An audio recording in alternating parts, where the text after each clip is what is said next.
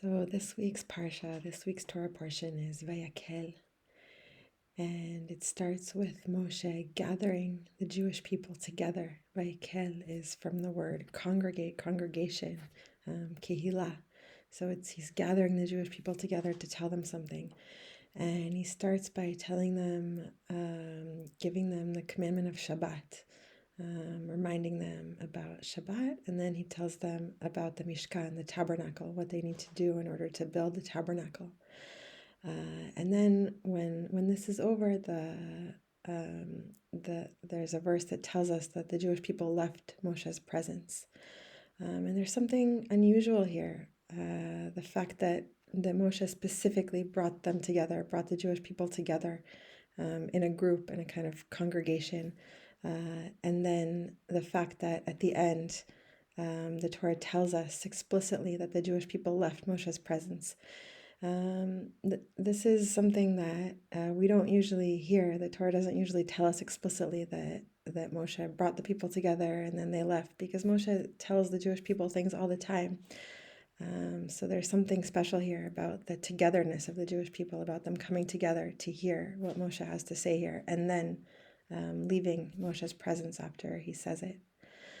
And the Sfat Emet, Rabbi Yehuda Aryeh Leib Alter, he talks about how the reason that Moshe had to bring the Jewish people together, it was important that they be unified. Vayakhel is that they needed to be unified. And they needed to be unified because for the building of the Mishkan, for the building of the tabernacle, they needed to be unified.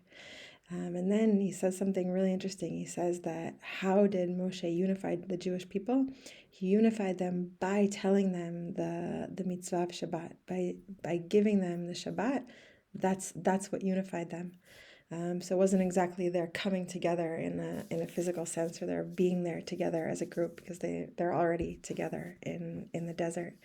But there's something about Moshe telling them about the Shabbat, giving them the commandment of Shabbat, that reminding them of the commandment of Shabbat. This is something that that's what acts to unify them, and that they need to be unified for the building of the Mishkan. So this is really mysterious. We might ask, what's going on here? Why is it so important that they be unified? And what is this special kind of unity that they don't already have? They're already a nation. They've already left Egypt, and they're already a nation. And so what is it here? Why do they need to be unified in this special way? And how is it that Shabbat unifies them in this way? And why are we told at the end of this conversation, why are we told explicitly that they leave his presence? The Torah could have left that out. It could have just said, okay, and now they went on to start gathering the materials and building the Mishkan. And so the Mea Shiloach, Rab Mordechai Leiner of Ishbitz, has some interesting things to say about this that I think could help us answer these questions. So he talks about how when the Jewish people were building the Mishkan, when they came to actually build the Mishkan, they were unified. And specifically, how were they unified? They weren't haughty. Nobody was haughty in the individual things that they brought. Everybody brought something individual, and everybody did something individual. Whoever knew how to sew did the sewing, and whatever people knew how to do, that's what they did in the building of the Mishkan. And so people brought different things to it.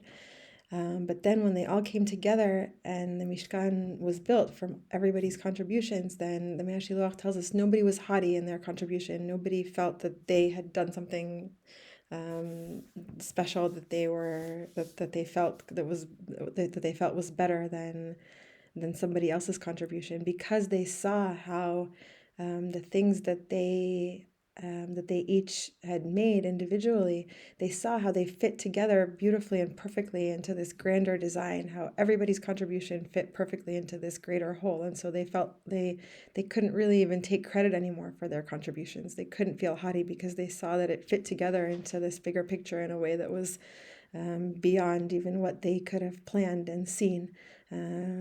So even if they might have felt proud in a kind of individual way when they were when they were creating or building whatever it was that they were building, once it came together, they just saw themselves and their contribution as part of a greater whole. And in that way, they were unified.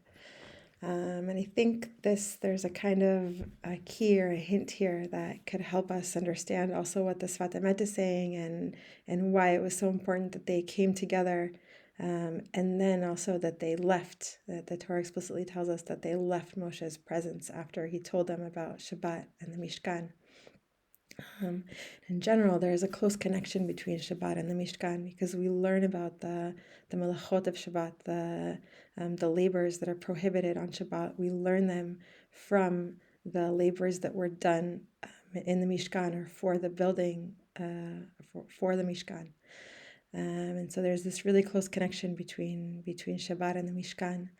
And if we just think about the perspective of not Shabbat, of the 6 days of the week, which actually the verse starts with, before Moshe mentions Shabbat, he first starts with Sheshet Yamim Taseh Melacha.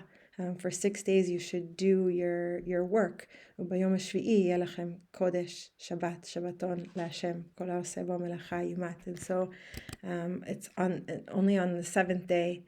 On the seventh day, you'll have a day of rest, and that's after, he says that after he tells them that for 6 days they should do their work. And so we could ask, what's the perspective? What's the experience of doing work, the 6 days of work? What's the perspective that represents? What does it mean to work for 6 days?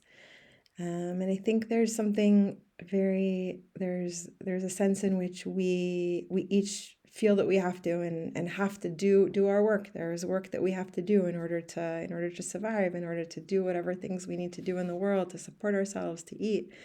There's work that we need to do, and we kind of rely on ourselves in that work. We think, okay, if I don't do this work, if I don't do whatever I need to do, then I won't have food to eat. I won't have whatever things that I need in my life that I work for. And so we kind of depend on ourselves in an individualistic way in the 6 days. That's kind of the nature of the perspective of the 6 days of the week, that if we don't work, we won't have what to eat. It's kind of like a generalized, like a way of putting the perspective of the work week. And so there's something individualistic about it, and kind of kind of like depending on oneself. Whereas then this perspective of Shabbat is stepping back from that work week, from that sense of having work to do and needing to do that work.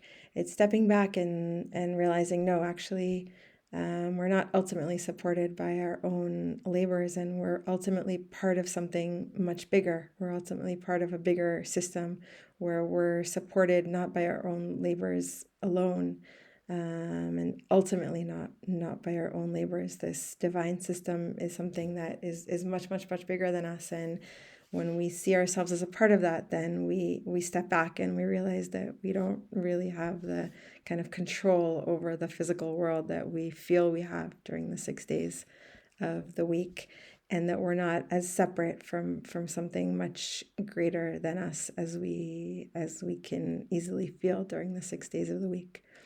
And so there's a sense in which this kind of perspective of Shabbat can unify us. It can remind us of our place in creation, of our place vis-a-vis the rest of the Jewish people in the world, of our relationship to God. It's a kind of reminder of a perspective that's above time and above the kind of concerns of the everyday that can be very narrow and can feel like we see ourselves as very separate from the rest of the world and from other people.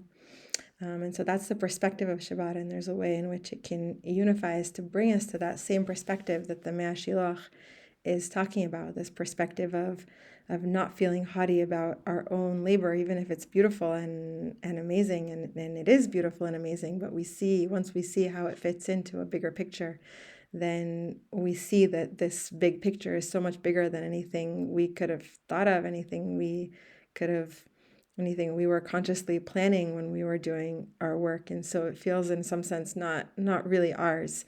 We're just part of this big, beautiful thing.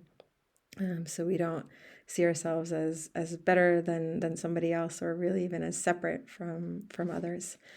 But then I think there's also a key here in the fact that the Jewish people, that the Torah explicitly tells us that after Moshe tells them about what they need to do for the building of the Mishkan, then the Torah tells us that the Jewish people left Moshe's presence. So it's like that Moshe brought them together and then they left. And then the Torah tells us that each person did what they could and brought what they could for the building of the Mishkan. And so I think there's a hint here to the fact that actually, although on the one hand, we need to be reminded of this perspective of unity, this sense in which we're really ultimately not separate from this bigger system, from the rest of the Jewish people, from the world.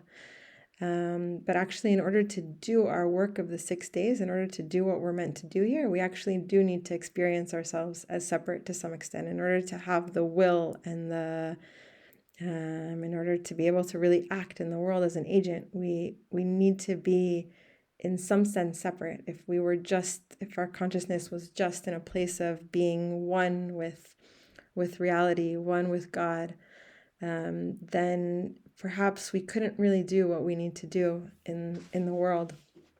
There are different understandings of the idea of tzimtzum, which means divine contraction, the idea that God needed to, in some sense, contract himself in order to create the world. There wasn't space, in some sense, for the world to exist, given that God was all-encompassing.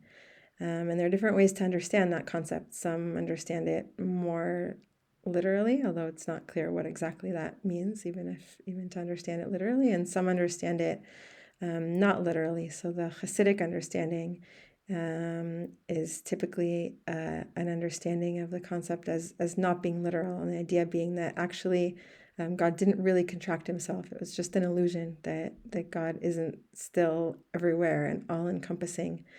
And so everything is still ultimately unified, and there's nothing beyond God, according to this way of understanding divine contraction.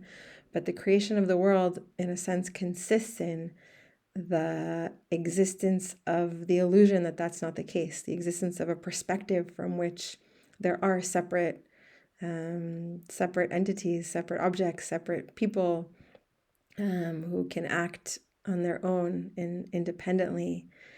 And that's what the creation of the world consists in. So there's a way on this understanding in which there wouldn't be room for there wouldn't be room for the world. There wouldn't be room for anyone to do anything, if not for the experience of ourselves as separate, in some sense, as individual and separate. That's the only thing that really gives us a kind of individual existence and a free will and the ability to do something in this world. And so I think there's a kind of hint here, the fact that the Jewish people are explicitly said to have left Moshe's presence in order to go do what they needed to do in order to build the Mishkan. There's a kind of hint here to this, to shifting from the perspective of unity back to a perspective where we do see ourselves as separate in order to do what we need to do in the world, in order to act.